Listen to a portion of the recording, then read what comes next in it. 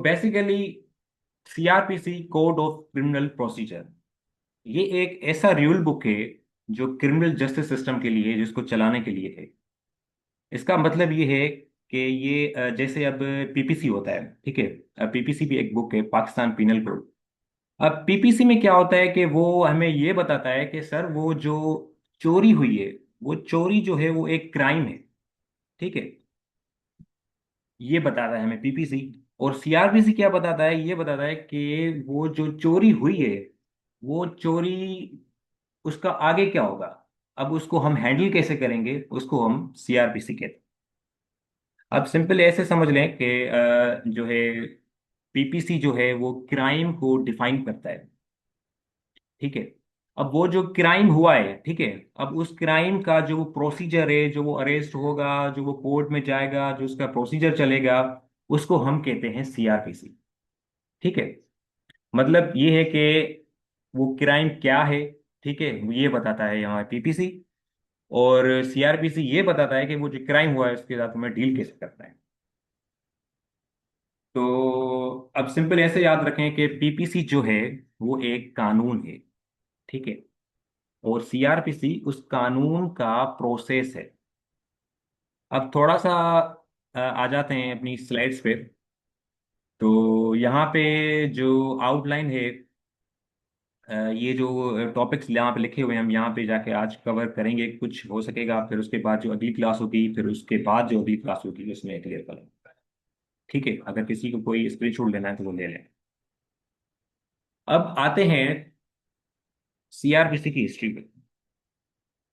CrPC जो है वो किसने बनाई? CrPC made in 1898 by British. अब जब हमारे ये जो सब कॉन्टिनेंट में जो ब्रिटिश की हुकूमत थी, सो उस दौर में जो है वो सीआरपीसी बनाई गई। 1898 में ब्रिटिश ने बनाई गई। Still used in Pakistan today.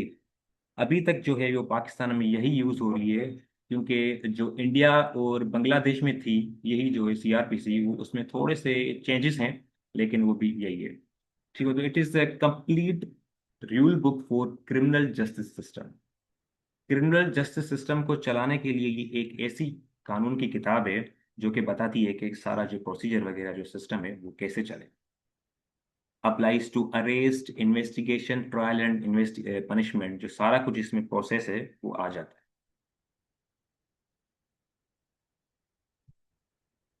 सो अगला हमारा जो टॉपिक है वो है क्रिमिनल कोर्ट्स इन पाकिस्तान। जो उनका जो उसका स्ट्रक्चर है, उसके बारे में आज हम पढ़ेंगे। सो इमेजिन करें आप कि, इमेजिन क्या करें, ये तो मतलब हकीकत ही बात हो गई कि हमारे मुल्क में जो एक आर्मी है, ठीक है, एक एग्जाम्पल ले लेते हैं, ठीक है। अब जैसे आर्मी में होता है कि एक जनरल हो गया, ठीक है। उसके बाद कॉर्नेल्स आते हैं, उसके बाद जो नीचे आते हैं कैप्टन्स होते हैं, फिर उसके नीचे जो आते हैं वो सेकंड लेफ्टिनेंट्स होते हैं, ठीक है। फिर उसके बाद जो होते हैं वो सोल्जर्स होते हैं। ऐसे ही एक एग्जैक्ट सेम तरीके से हमारी जो कोर्ट्स होती हैं वो वैसे होती हैं, ठीक है। अब कोर्ट्स में, जी, हेलो, आवाज आ रही है आप सबको? जी। तो सबसे पहले जो हमारे पाकिस्तान में जो एक पावरफुल जो एक कोर्ट है वो है सुप्रीम कोर्ट, जो सबसे हाईएस्ट है। इस्लामाबाद में सबको ये चीज़ पता है, ठीक है। और इसमें जो है वो आखिरी जो हमारी जो लास्ट जो हम अपील करते हैं वो इधर ही करते हैं, और चीफ जस्टिस ऑफ पाकिस्तान जो है वो सुप्रीम कोर्ट में बैठता है। उसके बाद जो नीचे आती है, जो लोअर कोर्ट है उससे, सुप्रीम कोर्ट से, वो होती है हाई कोर्ट। हाई कोर्ट जो प्रोविंस की होती है, ठीक है। मतलब जैसे हो गया लाहौर हाई कोर्ट हो गया, Sindh high court, Peshawar high court, ये सारी जो हो गई, ये हाई कोर्ट्स वगैरह हो गए, ठीक है। अब इसमें जो है वो अपील्स वगैरह सुनते हैं लोअर कोर्ट्स की, ठीक है। फिर उसके बाद आ गई हमारे पास सेशन कोर्ट, जो कि हमारी खैरपुर में भी है, ठीक है। अब यहाँ पे एक सवाल आता है कि सर वो जो कोर्ट, सेशन जो कोर्ट है, वहां पे लिखा होता है कि डिस्ट्रिक्ट एंड सेशन कोर्ट। अब आप ये सोच रहे होंगे कि यार वो जो सेशन कोर्ट है, ठीक है, वो तो क्रिमिनल कोर्ट हो गई है, लेकिन डिस्ट्रिक्ट कोर्ट किसे कहते हैं? डिस्ट्रिक्ट कोर्ट उसे कहते हैं कि जो कोर्ट जो है वो सिविल मैटर्स देखती है। मतलब जो केस जो होता है, जब एक वकील जो केस बनाता है तो उसके ऊपर, अगर सिविल केस होगा तो उसके ऊपर वो लिखेगा कि भाई ये डिस्ट्रिक्ट कोर्ट का जो है वो केस है। ठीक है, अगर क्रिमिनल केस होगा तो वो सेशन केस कोर्ट के पास पास जाएगा। ठीक है। उसके बाद ये जो सेशन कोर्ट्स होती हैं, ये पावरफुल होती हैं। ठीक है, इतनी पावरफुल होती हैं कि ये डेथ की पेनल्टी और लाइफ इम्प्रिजनमेंट दे सकती है। ठीक है, सेशन जज जो होते हैं वो यहीं पे बैठते हैं। और उसके बाद जो उससे लोअर कोर्ट आती है, वो होती है मजिस्ट्रेट कोर्ट। मतलब सबसे जो केसेस हमारे मोस्टली जो स्टार्ट होते हैं, वो केसेस स्टार्ट होते हैं मजिस्ट्रेट की कोर्ट से। अब यहाँ पे जो होता है, तीन किस्म के मजिस्ट्रेट बैठते हैं। एक जुडिशल मजिस्ट्रेट फर्स्ट क्लास। ठीक है, जिसके पास जो एक जुरिस्डिक्शन होती है वो ये होती है कि वो 3 साल की सजा दे सकता है। ठीक है, फिर उसके बाद आता है जुडिशल मजिस्ट्रेट सेकंड क्लास, जो कि 1 साल की सजा सुना सकता है। उसके बाद आता है जुडिशल मजिस्ट्रेट थर्ड क्लास, ये तकरीबन उनसे छोटा हो गया सबसे। और 1 साल की जो 1 महीने की जो है वो सजा सुना सकता है। मतलब ऐसे ही आप देखें कि जैसे सुप्रीम कोर्ट हो गई, वो एक मोस्ट पावरफुल कोर्ट हो गई। फिर उससे लोअर जो हो गई वो हाई कोर्ट, फिर उससे लोअर सेशन कोर्ट, फिर उससे लोअर मजिस्ट्रेट की कोर्ट, जहाँ से मोस्टली केसेस जो हैं वो स्टार्ट। ठीक है। अब ये जो केस हो गया वो ट्रेवल कैसे करता है। अब इमेजिन करें कि कोई बंदा जो है वो मर्डर हो गया, ठीक है, किसी का। अब एफआईआर फाइल हो गई, ठीक है, पुलिस स्टेशन पर। और वो जो केस है वो जाएगा सीधा मजिस्ट्रेट के पास सबसे पहले। ठीक है। अब मजिस्ट्रेट क्या करेगा, वो जो केस है, जाहिर सी बात है, अगर कोई सीरियस केस है तो मजिस्ट्रेट से होके फिर वो सीधा सेशन कोर्ट के पास चला जाता है। फिर वो जो है वो जजमेंट अपनी सुना देता है। अगर जो जजमेंट आती है, उस जजमेंट से जो विक्टिम है या अक्यूज है वो खुश नहीं होता है, कहता है कि यार नहीं, मजा नहीं आया, मतलब यहाँ ऐसे कह लें कि जो उसके हक में नहीं आया केस। ठीक है, तो वो क्या करेगा, वो अपील करेगा फिर हाई कोर्ट में। ठीक है, हाई कोर्ट में अपील करेगा। और फिर उसका जो केस है फिर वहां पर फिर कंटिन्यू होगा, फिर चलेगा।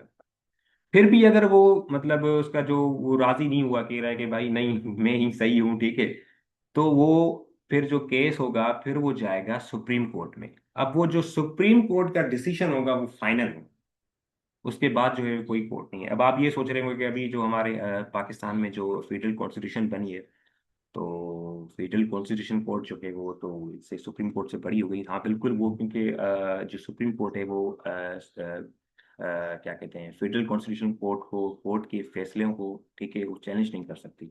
ठीक है। अब आसान है, इसको बस ऐसे याद रखें कि मजिस्ट्रेट, ठीक है, मतलब एक सीक्वेंस में ऐसे याद करने का तरीका है कि मजिस्ट्रेट जो होता है वो सबसे एक छोटी कोर्ट है, उसके बाद सेशन, उसके बाद हाई कोर्ट, उसके बाद सुप्रीम कोर्ट। ठीक है।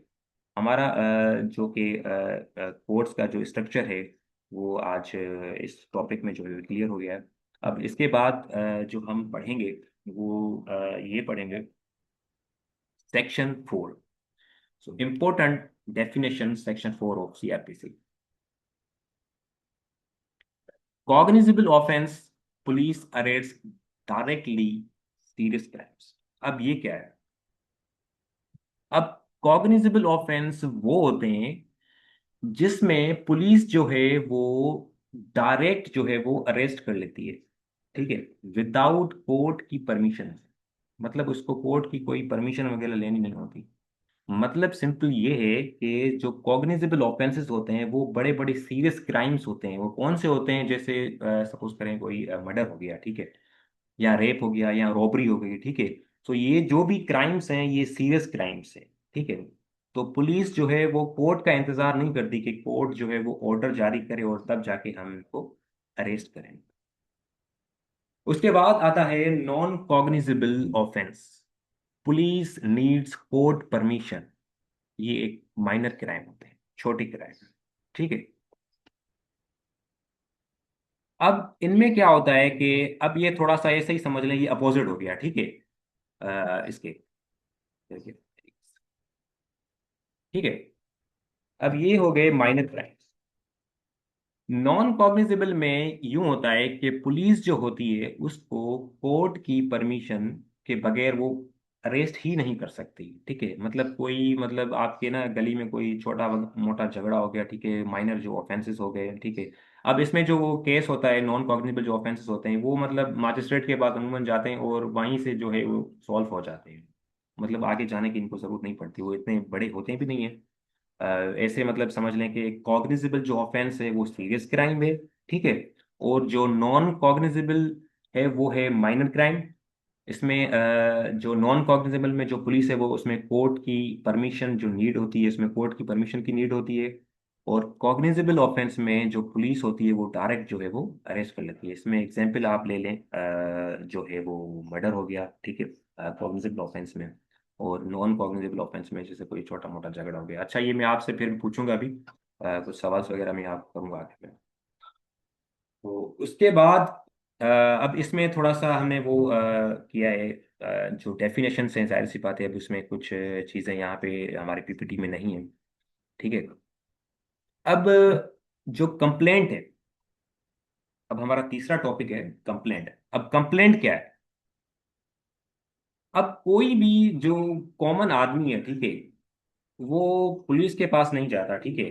वो डायरेक्ट मजिस्ट्रेट के पास जाता है, कहता है कि सर, इस फलां बंदे ने जो है वो कुछ गलत किया है, ठीक है। अब वो जो आप उसको बताएंगे मजिस्ट्रेट साहब को, ठीक है, अब वो हो गई कंप्लेंट, ठीक है।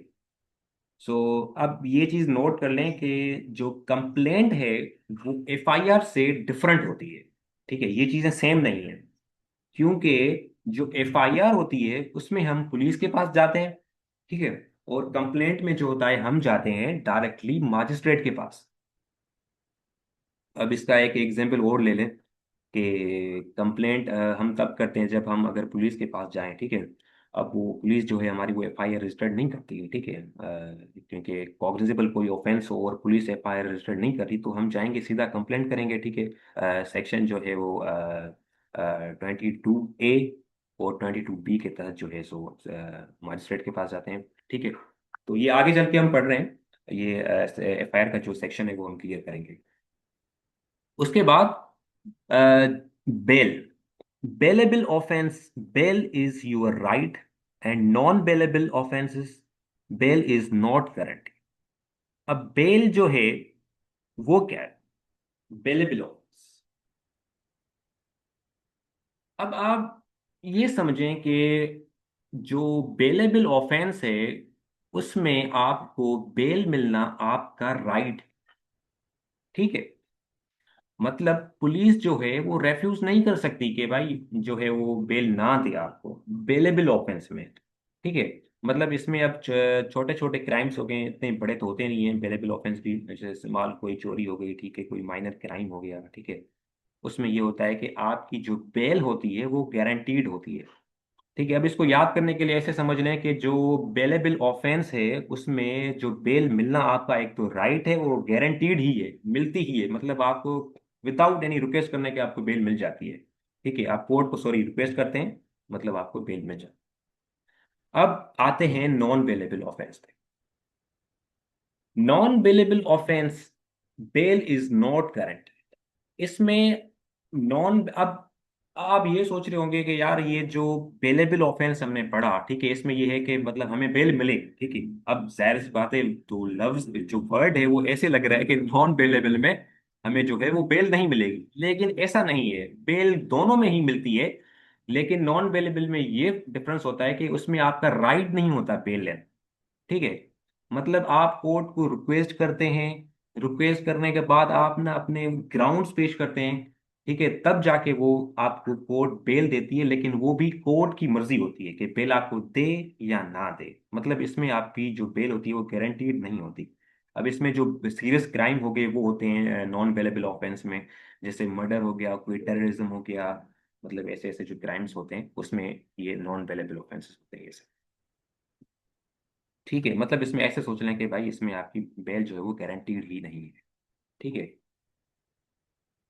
उसके बाद है जो चार्ज है, ठीक है। अब ये एक डेफिनेशन है, दूसरा हमारा टॉपिक है इसमें जो चार्ज है, ठीक है। ये सारे जो मैं आपको बता रहा हूँ ये कोर्ट के टर्म्स हैं, ठीक है, ये कोर्ट में यूज होते हैं।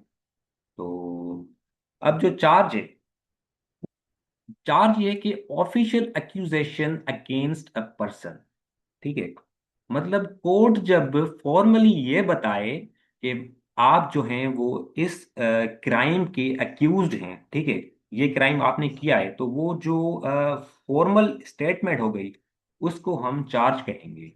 ठीक है, मतलब अगर आपने सुना होगा कि भाई वो फला आदमी को जो है वो एक्यूजेशन की जो है वो चार्ज लग गई, ठीक है, वो अक्यूज हो गया या वो कन्विक्टेड हो गया, मतलब ऐसे ऐसे होता है ना। तो आपने सुना होगा तकरीबन मेरे ख्याल में। उसके बाद दूसरा जो हमारा एक कोर्ट की वो भी टर्म ये है, जो कोर्ट में अक्सर यूज होती है, वो है इंक्वायरी। ठीक है, अब हमारे पास यहाँ पे आप ये सोच रहे होंगे कि यार ये जो इन्वेस्टिगेशन है, ठीक है, इन्वेस्टिगेशन और इंक्वायरी में क्या डिफरेंस है। अब इन्वेस्टिगेशन में जो पुलिस होती है वो एविडेंसेस वगैरह कलेक्ट करती है, ठीक है, और क्राइम सीन पे जाती है वहां पे, और विटनेसेस से बात करती है, जो प्रूफ होता है वो कलेक्ट करती है, ठीक है।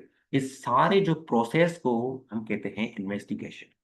ठीक है, और इंक्वायरी को क्या कहते हैं, जब कोर्ट के पास केस आता है, ठीक है, तो कोर्ट क्या करती है, खुद इट सेल्फ इन्वेस्टिगेट करती है। ठीक है, मतलब वो पुलिस नहीं करती, वो कोर्ट करती है, खुद इन्वेस्टिगेशन करती है, उस मैटर में खुद आ जाती है, तो उसको हम कहते हैं इंक्वायरी। ये वर्ड्स आप जो टर्म्स हैं ये याद रखिएगा, ये बड़ी इंपॉर्टेंट चीज़ है, मैं आपको बता रहा हूँ।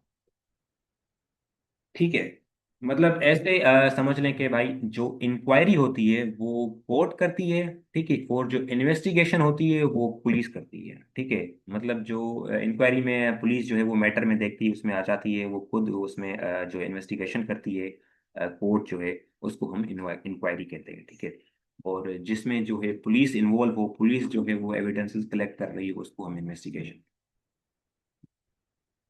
अब आते हैं warrant case, punishment more than 2 years. So जिस केस में 2 साल से सजा ज्यादा हो, ठीक है, उसको हम वारंट केसेस कहते हैं। मतलब वो सीरियस क्राइम्स हों, ठीक है, सीरियस क्राइम्स हों, उसको हम जो है वो वारंट केसेस कहते हैं। और उसके बाद जो है summons case, punishment less than 2 years. Summons cases में ऐसा होता है कि जो केसेस होते हैं उसमें जो सजा होती है वो 2 साल से कम होती है, इसमें माइनर केसेस हो गए, ठीक है, मतलब इनका एक सिंपल एंड क्विक प्रोसीजर होता है। ठीक है, अब जो वारंट जो केसेस होते हैं वो सीरियस क्राइम्स होते हैं, ठीक है, और जो समन्स हो गए उसमें वो छोटे मतलब माइनर जो ऑफेंसेस हो गए वो आ जाते हैं। ठीक है, और उसके बाद जो 400 हमने क्लियर कर लिया एक्यूजेशन, उसके बाद हमारा जो टॉपिक है दूसरा वो है अरेस्ट का। अब सेक्शन 54 के तहत arrest without warrant, most important section. ठीक है, अब आप ये सोच रहे होंगे कि जो अरेस्ट है, ठीक है, वो विदाउट वारंट कैसे होता है। ठीक है, अब थोड़ा सा अरेस्ट को समझते हैं कि अरेस्ट है क्या। ठीक है, थोड़ा सा इंटरेस्टिंग भी है। अब अरेस्ट जो है जिसमें आपका एक क्या राइट है, ठीक है, जब आप अरेस्ट होते हैं, ठीक है, और उसमें ऐसे समझ लें कि जो पुलिस होती है वो आपको कस्टडी में रखती है, ठीक है, अरेस्ट करने के बाद। ठीक है, मतलब आपको कोई इजाज़त नहीं होती कि आप ना मतलब जो है वो कहीं भी चले जाएं अरेस्ट होने के बाद, मतलब बाहर आपको इजाज़त तो नहीं होती, जाहिर सी बात है, अरेस्ट हो गए तो आप कस्टडी में ही चले गए।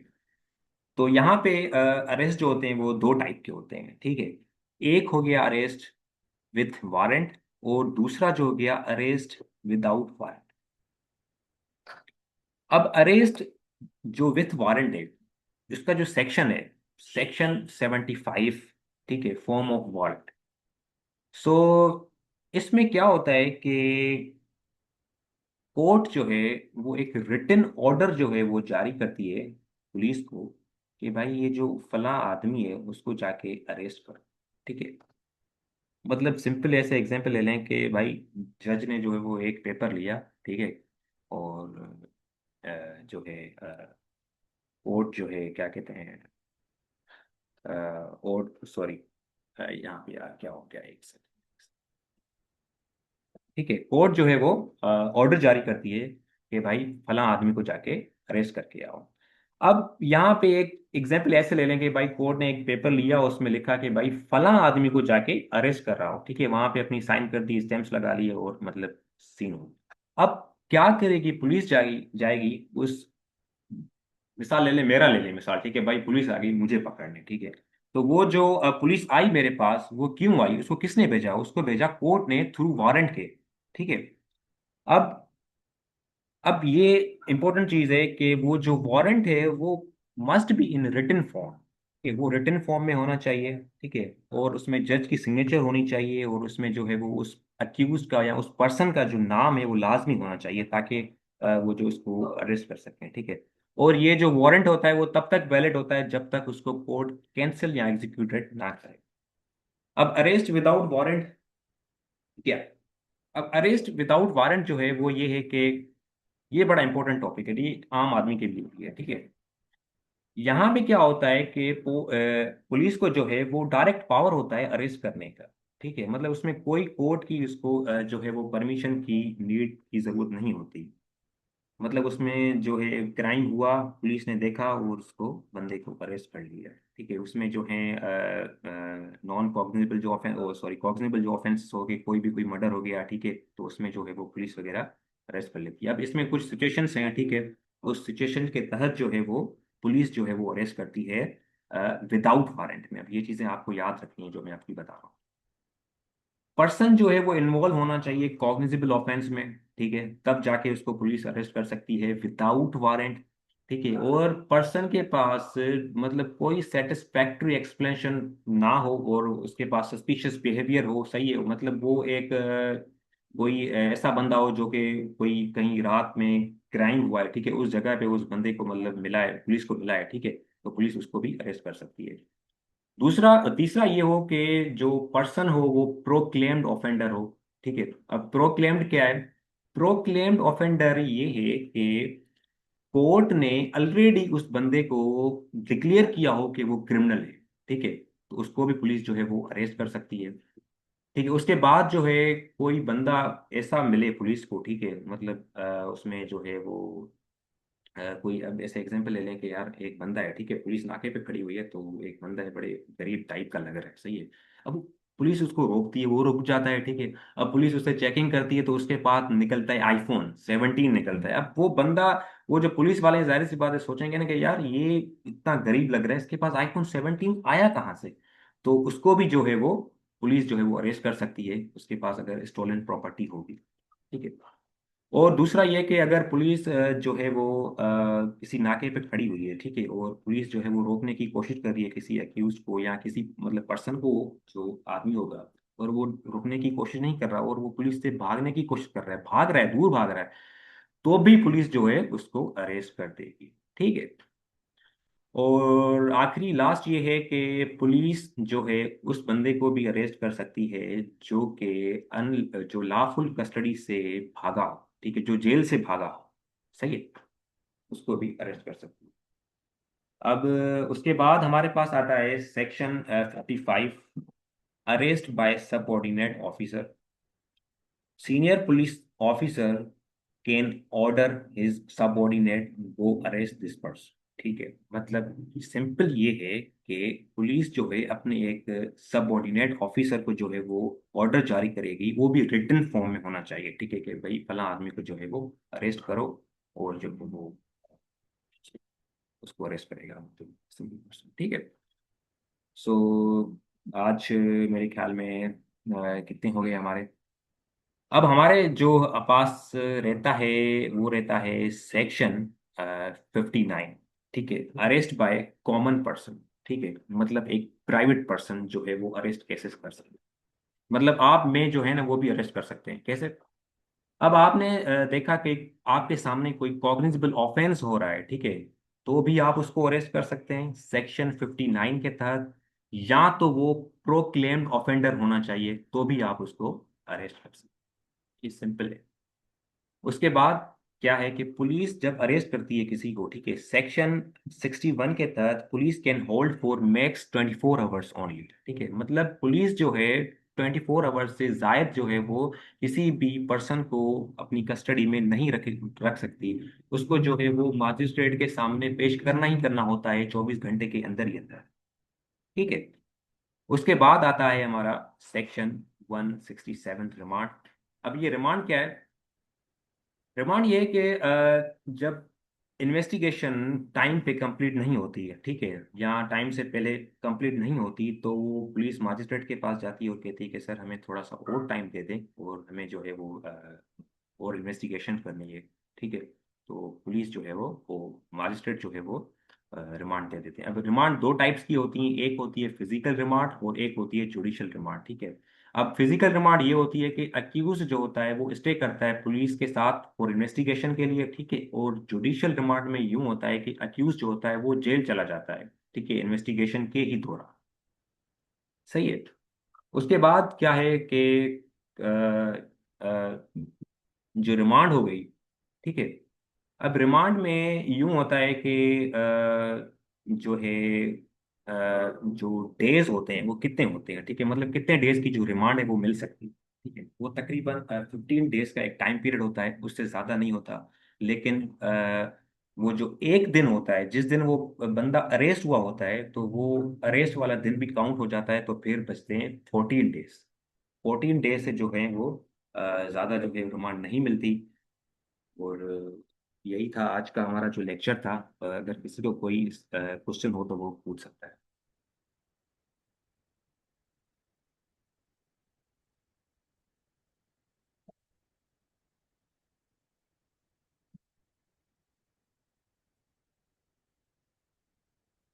तो आवाज़ आ रही है?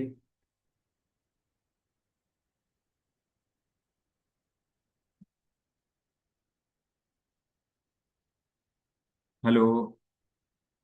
किसी को अगर कोई क्वेश्चन पूछना है तो वो पूछ सकता है। चलें जी। कोई क्वेश्चन नहीं हेलो है? हेलो जी। सर, ये सेक्शन 59 थोड़ा क्लियर करिएगा। सेक्शन 59 ये है जी। प्राइवेट पर्सन, मतलब आप हो गए, मैं हो गया, ठीक है, कोई भी एक कॉमन पर्सन जो हो गया, ठीक है, वो जो है वो किसी भी, कोई आपके सामने क्राइम हो रहा है, ठीक है, आप उस बंदे को अरेस्ट कर सकते हैं। मतलब ऐसे सिंपली कोई कॉग्निजेबल ऑफेंस कर रहा है, ठीक है, कोई आपके सामने कोई किसी का मर्डर कर रहा है, ठीक है, तो आप भी उस बंदे को जो है वो अरेस्ट कर सकते हैं विदाउट वारंट। ठीक है। और उसको अरेस्ट करने के बाद आपको जो है वो जितना जल्दी हो सके आपको पुलिस के हवाले करना होता है। ठीक है। और उसमें एक जो दूसरा था, एक प्रोक्लेम्ड ऑफेंडर। मतलब अगर आप एक कॉमन आदमी है, ठीक है, आप एक कॉमन सिटीजन है, ठीक है, और आपने देखा कि वो, आपने देखा होगा फिल्मों में होता है ना कि लिखा होता है कि भाई वो एक पोस्टर लगाते हैं दीवारों पे कि फलाना जो है बंदा वो वांटेड वांटेड वांटेड लिखा होता है ना ऐसे। तो वो जो जी। वांटेड होता है वही प्रोक्लेम्ड ऑफेंडर होता है, जिसको कोर्ट ने ऑलरेडी डिक्लेयर किया होता है कि वो जो है भाई वो क्रिमिनल है। ठीक है। तो भी उसको भी आप अरेस्ट कर सकते हैं अकॉर्डिंग टू सेक्शन 59। जी। ओके। और किसी को कोई क्वेश्चन है? चलें जी, शुक्रिया। इंशाल्लाह जो है हम वो आगे जो है नेक्स्ट क्लास जो हमारी है वेंसडे पे मिलेंगे। आज के लिए अल्लाह हाफिज़, आज के लिए इतना ही। अल्लाह हाफिज़। अल्लाह हाफिज।